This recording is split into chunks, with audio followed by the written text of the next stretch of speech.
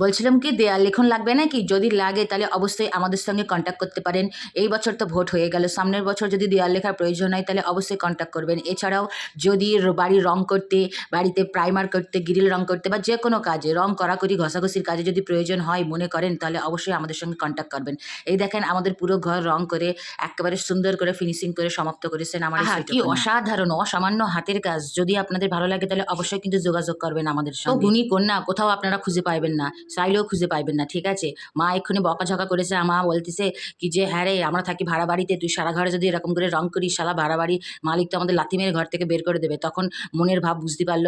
মার সমস্ত সমস্যা সে বুঝতে পারল। দিয়ে কিন্তু তার রং করার নেশা তো সে ছাড়বে না। সেইজন্য তিনি তার নিজের পায়ে রং করতে বসে গেল।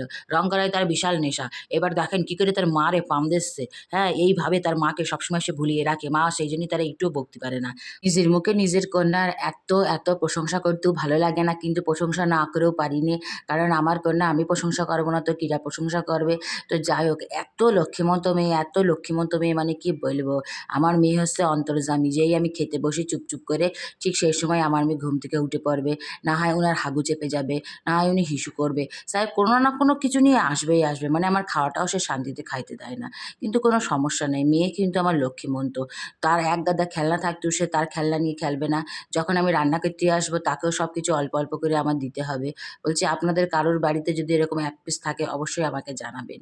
মানে আমার সারাদিন কোনো কষ্ট দেয় না। সারাদিনে আমাকে একটুও দৌড় করায় না, কিচ্ছু করায় না। চুপচাপ নিজের মতো নিজে খেলা করে। লক্ষ্মীমন্ত মেয়ে কি না? আসলে মা লক্ষ্মী তো মেয়েও তো লক্ষ্মী হবে, তাই না? তো কেমন লাগলো আজকের ভিডিওটা?